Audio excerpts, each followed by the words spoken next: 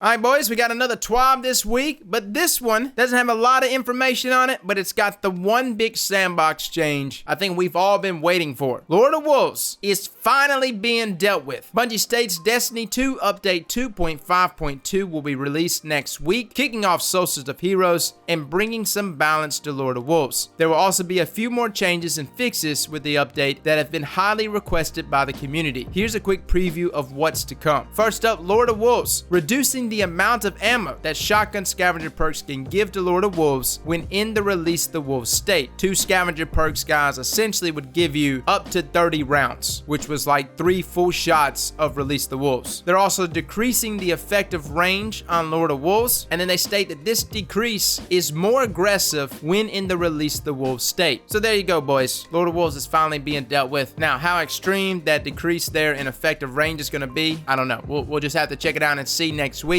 I'm assuming it's probably going to be around 14 meters. Previously, it was like 18, 19 meters with Release the Wolves. Cutting it to 14, I think, would put it a meter less than something like Chaperone. But who knows? We'll just have to check it out next week when this sandbox update drops. Now, moving on to Tribute Hall. Tribute Hall triumphs for the Emperor's Gladiator and Scoundrel in uniform will no longer require a full set of Leviathan gear equipped to progress. Players will earn more points based on the number of gear pieces worn, similar to other triumphs. Iron Banner quest objective values will been adjusted for future events. Will been adjusted. I like that English, Bungie. Reducing grenade kills required by 50%, and ally grenade kills will be worth as much as your own. Man, that would have been nice to happen like this week. I just finished this part. Reduce sword kills required by 25%, and ally sword kills will be worth as much as your own. Alright, so if you're trying to do the Iron Banner quest right now, just stop. Just get out of there. Don't do this to yourself anymore. This quest is terrible.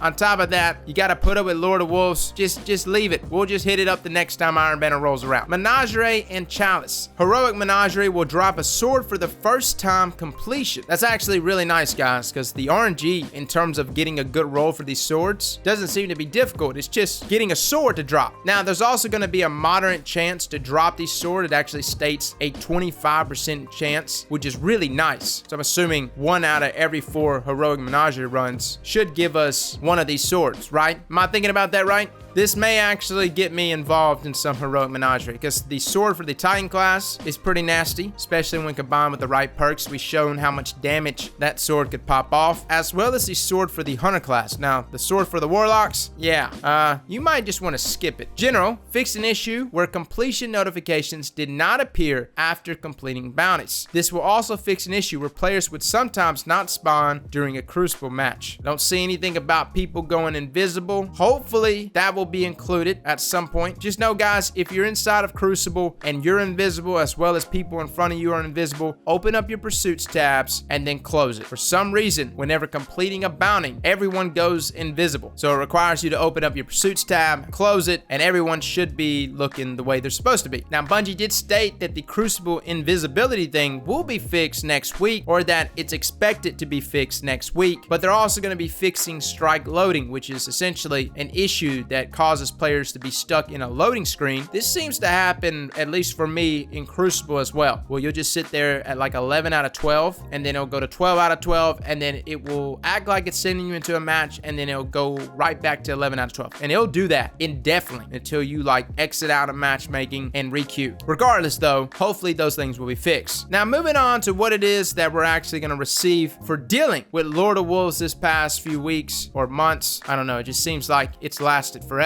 For those that have fought it out inside of Iron Banner, who has been on the receiving end of a Lordofwolves, you will receive this emblem right here. Now, as sexy as this emblem may appear to you, which is kind of like, it's all right. This next emblem though, oh, it's nasty. Bungie states, additionally, we've created an emblem for those who embraced the madness back in 2017 when skulls were melted during the reign of Prometheus Lens. Look at that. I love it, man. God, I want it so bad. Unfortunately, my console account is the only one that would be able to have access to this emblem, because of course I didn't have my PC account then. So that's it, boys. I'm going back to console. This one emblem right here has sealed the deal. So fellas, that is pretty much our TWAB for this week. There's some Solstice of Heroes stuff, but again, we covered all of that yesterday when the trailer dropped. if you're interested in knowing exactly what is required to receive the majestic gear for next week and how it's involved with Armor 2.0, in the description below is a link to that video. You can go check it out, guys. We essentially do a complete rundown on all these armor pieces. Well, fellas and ladies, thank you all for coming and watching, and as always, Slap that like button like your mama told you right.